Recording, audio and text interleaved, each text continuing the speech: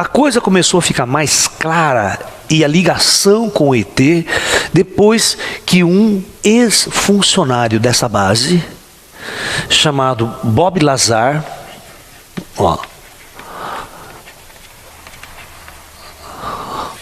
um físico, que segundo ele veio à televisão, ele deu uma entrevista de 2 horas para uma das maiores redes americanas. E isso que deu um boom no mundo. E nós vamos discutir isso. Ele era funcionário, foi contratado para trabalhar num projeto especial, num hangar subterrâneo, numa região subterrânea da Área 51, chamada S4, segundo ele. Ele disse assim que acontecia o seguinte: todas as manhãs, no aeroporto de Las Vegas, existia um avião, um Boeing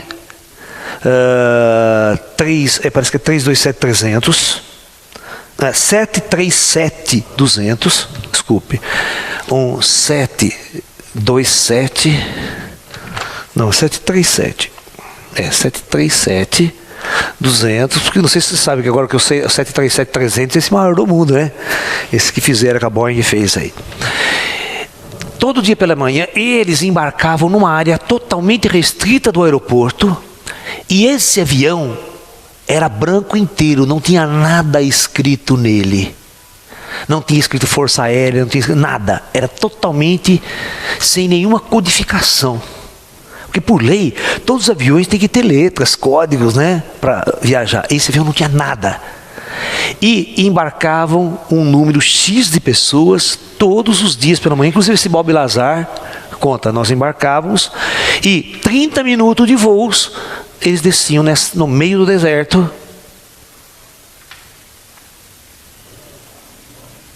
E inclusive ele falava que todas as janelas desse avião eram pintadas de branco. Ou seja, ninguém lá de dentro podia saber para onde estava indo. Vocês estão entendendo? Eles não sabiam para onde. Eles entravam no avião fechado. E segundo ele, aí que vem a polêmica toda, ele fazia parte com mais 12 engenheiros, tinha 12 engenheiros especializados nas mais diversas áreas, e outros físicos também. E ele disse assim, que quando ele entra pela primeira vez nessa S4, eles descem 20 andares, e lá embaixo existe um hangar monstruoso com vários discos voadores, objetos estranhos lá. Mas no começo ele não tinha certeza se era engenharia terrestre, ele não tinha noção que era extraterrestre. Mas eram perfeitos naves, como se fossem os discos voadores. Tudo lá, uns 4 ele disse que tinha lá. Depois ele começou a perceber que uns estavam mais destruídos, outros estavam perfeitamente intactos. Aí ele fala assim que quando pela primeira vez ele entrou dentro de um, ele percebeu que não era humano. Principalmente que a cadeira tinha 30 centímetros de altura, era para seres pequititicos, tal, pá, não tinha nada a ver com o projeto da tecnologia humana. Uma das coisas interessantes que o Bob Lazar relata, que a coisa era tão avançada, que ele não viu dentro desse objeto um único parafuso. Não existia nenhum parafuso, nenhuma junta soldável. Ele nunca viu coisa igual. O objeto inteiro parece ter sido feito numa única peça fundida. E era de um material tão suave, ele disse que colocava a mão, parecia uma borracha, um plástico, uma coisa esquisita, e não tinha contornos retos. Tudo era suave.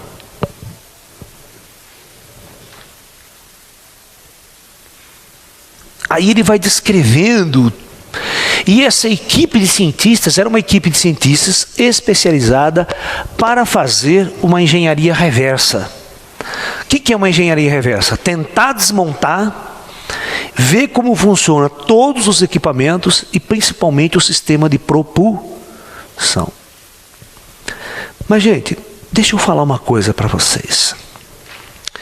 O que vocês acham que aconteceria se nós pegássemos um computador hoje de alta tecnologia e levássemos numa tribo indígena da Amazônia e dessemos esse computador para aqueles índios e falasse assim para ele: tente entender como que funciona isso. Pode ficar aí com vocês à vontade. Eu pergunto a vocês, quantos anos vocês acham que aqueles índios demorariam para entender e reproduzir e construir algo semelhante?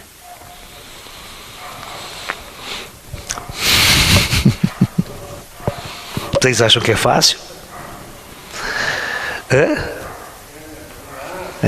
Vocês estão percebendo que a nossa ciência é a evolução de uma vida inteira, de um planeta inteiro investindo em conhecimento, tempo, né?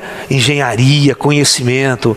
Agora você pega uma tecnologia de 10, 15, 20 mil anos na nossa frente, dá aqui para você. Você acha que em pouco tempo a gente vai entender o funcionamento e vai construir uma tecnologia semelhante?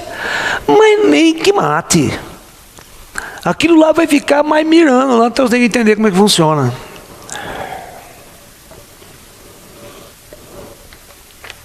Isso tudo, se for verdade que tudo isso, né? Aí esse Bob Lazar, né?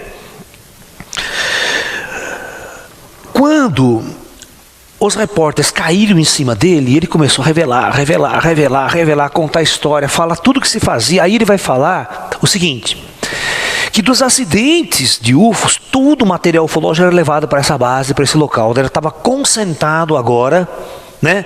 O hangar 18, tudo que existia no hangar 18 foi transferido para a área 51, uma base especializada para estudar. E eles disseram o seguinte: que tinham alguns ETs vivos lá, e tinha um grupo de médicos, cientistas, nutricionistas, pessoal especializado para manter esses ETs vivos, num ambiente especial, com temperatura, com atmosfera, alguma coisa especial. E esses ETs eram obrigados, estavam presos ali, obrigados a transferir a tecnologia para os americanos. Essa é a história. E tentar tirar desses seres o conhecimento do funcionamento de toda a tecnologia que ali estava. E dizia que tinha pessoas especializadas que conviviam com esses ETs. E esses ETs seriam seres pequenos, cinzas, né, de aproximadamente uns 90 centímetros de altura, que viriam de um sistema solar chamado Zeta Retículo. É a constelação Retículos, né? Zeta é a estrela da constelação. Não sei se vocês sabem, mas em astronomia, quando você tem uma constelação, né, você tem um conjunto de estrelas na constelação, nós damos o nome à constelação, por exemplo, constelação Centauro, certo? Constelação do Centauro. E aí as estrelas, elas podem ter nomes populares, certo? Mas os cientistas classificam as estrelas de uma constelação pelo seu brilho. A mais brilhante da constelação é chamada de Alfa. Perfeito? Então você tem a Alfa da constelação, você tem a Beta, você tem a Gama, e assim você vai classificando de acordo com o brilho. Então você vê Zeta, onde é que fica? Zeta Retículos. É uma estrela que quase nem aparece, né, dentro de uma constelação, porque ela tem pouco brilho, né? Então, na verdade, esses seres viriam desse sistema e seriam seres que estariam estudando a Terra há muito tempo, e seriam seres de uma tecnologia, às vezes falível, muito mais avançada, mas com problemas, com quebra e tal. Para vocês terem uma ideia, os filmes americanos exploraram com extrema profundidade essa área 51. O Arquivo X, quem assistiu os episódios do Arquivo X, né? Quem assistiu Independence Day? Lembra do Independence Day? do filme aí, clássico, né?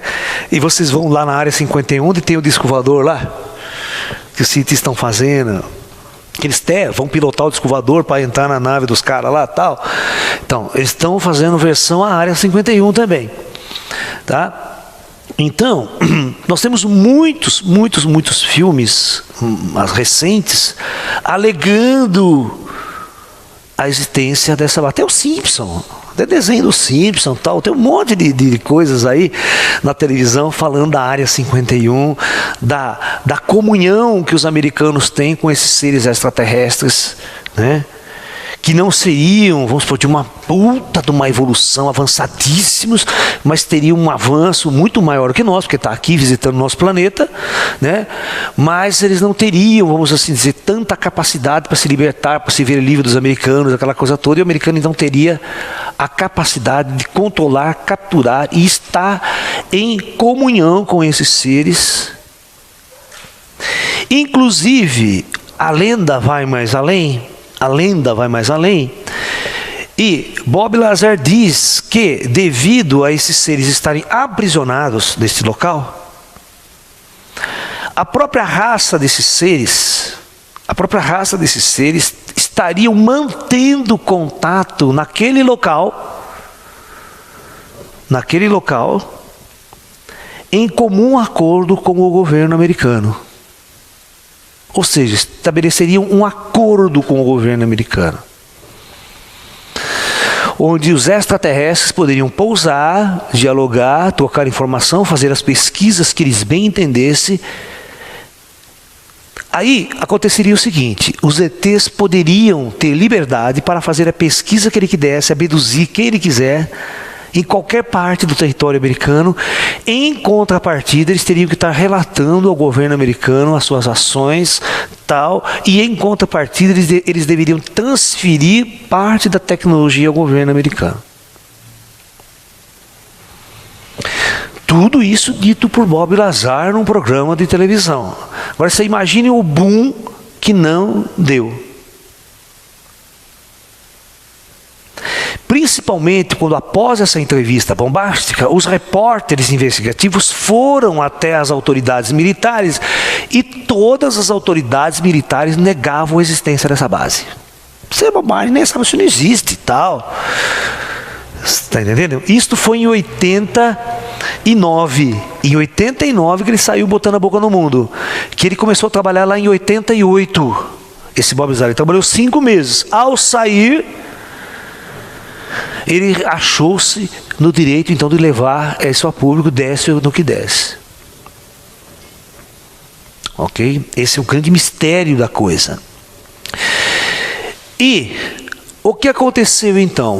Esse repórter fez o quê? Ele começou a... Então o que ele fez? Ele foi alugar aviões, helicópteros. Se não tem nada, vamos lá então. Vou pegar, alugar um helicóptero, vamos lá. Mas não dava outra. O avião, o helicóptero se aproximava dessa região, os caças militares já vinham com tudo em cima dele. Afaste daqui, você não pode chegar nessa área. E ele filmava tudo isso, filmava os caças seguindo ele, filmava, como que não existe nada aqui então? E aí ele levava essa matéria para jornal e para televisão. E boom, nos Estados Unidos. Certo? Aí vocês imaginam, depois dessa bombástica, o que de gente, de povo da região fazia vigília noturna em volta da base. Começou a vir ônibus, excursão, patati patatá, na cidade próxima. Todo mundo atrás dessa maldita área 51, né? Aí eles perceberam, cara, eu não tinha como mais esconder, você tá entendendo? Aí o que aconteceu? Após então os russos, esses repórteres, esses caras de grana pagarem, porque pelo governo americano não ia dar para tirar essas fotos, certo? Então eles pagaram para um satélite russo, porque existe, os russos, vocês sabem o que aconteceu, como o sistema russo quebrou, eles estão precisando de grana, então eles começaram a vender 1 milhão de serviços.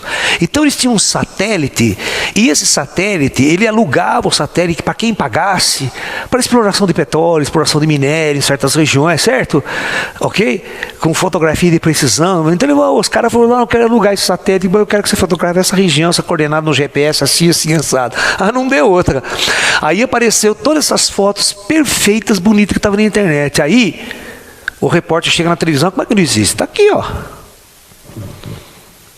Aí o governo americano e o próprio Bill Clinton, na época, teve que admitir a existência da base. E até hoje não se conseguiu tirar, mesmo com essa investigação pública, o que se faz lá. Certo? Mas então houve realmente uma investigação profunda por parte de repórteres, por parte de pessoas interessadas, depois que o Bob Lazar. Mas, no entanto, todas as autoridades são unânimes em afirmar que o Bob Lazar é um grande charlatão, que isso não existe, ele está querendo ganhar dinheiro, fazer fama, tá. Da mesma maneira que aquele cara filmou, né, a autópsia dos ETs e saiu vendendo para tudo quanto é rede de televisão mundial aí, como se fosse a autópsia feita na década de 50. Em preto e branco, aquele filme sobre a autópsia dos ETs.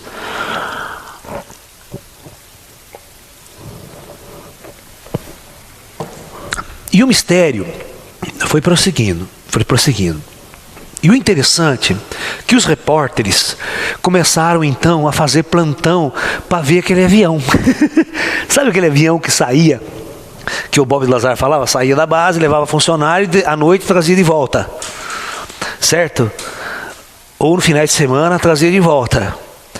Então os caras começaram a fotografar e ir atrás dos caras. Onde vocês foram? Vocês trabalham na base 51? Esse avião foi para lá? Sei que tem, papapá. E começaram a investigar ex-funcionários que o Lazar dizia, esse cara também trabalhou lá. E todos esses indivíduos diziam, olha, eu trabalhei, mas não posso falar nada porque estou sendo ameaçado. Então o governo sempre ameaçava, ou com os MIBs, ou com alguma forma, por telefone, né? Olha, você está quebrando a segurança nacional, esses assuntos são altamente secretos, e você vai estar sujeito às penas da lei, inclusive a prisão, se você revelar qualquer coisa a esse respeito. Então as pessoas realmente eram submetidas ao medo e à pressão para não revelar o que se fazia nesta base. Muito bem, então nós chegamos a este ponto da questão. Então a questão fundamental que nós vamos discutir agora com vocês é, vamos tentar responder as 3 perguntas e o que eu, Laércio, acho no meu campo de pesquisa, nesse meu trabalho que eu venho desenvolvendo há tantos anos dentro da área da ufologia. Tá? Primeira pergunta. Existe mesmo ETs nesta base? Pergunta, existe? O disco voador, vamos começar com o disco voador. E ETs de posse dos americanos?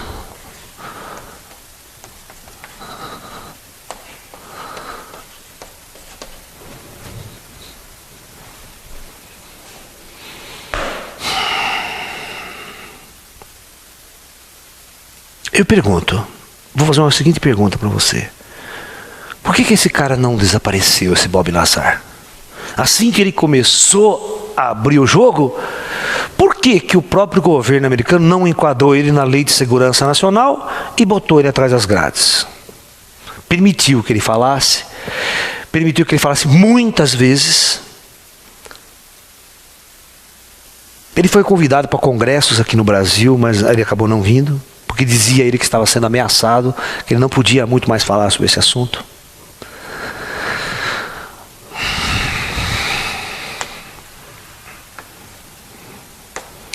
A pergunta, você acredita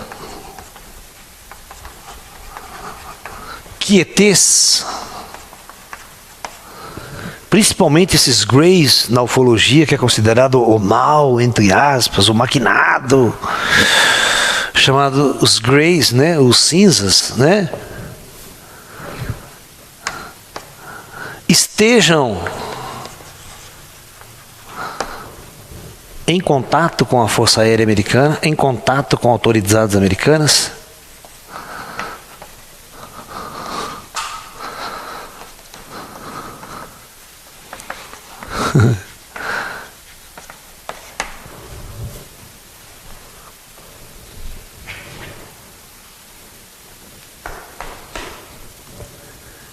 Eu perguntaria para vocês, o que os russos pensariam disso? Vocês perceberam que os russos, no menor sinal de ameaça americana ao seu território, eles não querem saber, eles vão pro pau. Vocês perceberam que o Bush está tentando construir uma base de radares operacionais na Polônia? Os russos falaram, aqui vocês não vão fazer nada. Se vocês levantar qualquer coisa aqui, nós vamos apontar nossos mísseis nucleares para você agora. Ou seja, a Guerra Fria não acabou. Os americanos não podem fazer o que eles acham que podem fazer, porque os russos militarmente estão totalmente operacional. Pode a economia dele não estar muito bem, ter quebrado uma série de coisas, mas as armas de primeira geração, de última geração, operacional, já acabaria com o planeta. Os russos têm mais de 5.000 ogivas nucleares ativas, de alta tecnologia. Isso daria para acabar com o planeta. Só os russos, não precisa nem os americanos soltar as bombas dele. Então, veja bem, numa corrida da Guerra Fria, que sempre esteve nessa Guerra Fria, você não poderia permitir que os americanos tivessem uma dianteira tão grande tecnológica, de ter ETs em contato com eles, né? De ter discos voadores de alta tecnologia sendo explorada. Isso colocaria os americanos 100, 200 anos na frente dos russos, em tudo. Você acha que os espiões russos são tão burros que não estariam informando tudo? Muito bem. Se você entrar na internet, e na televisão já passou, existe um programa, né? Os arquivos secretos de UFOs da KGB. Quando você vai investigar o que a KGB liberou, vocês vão perceber que a KGB liberou todos os casos idênticos ao que os americanos lançaram a público. Você tem o Roswell soviético.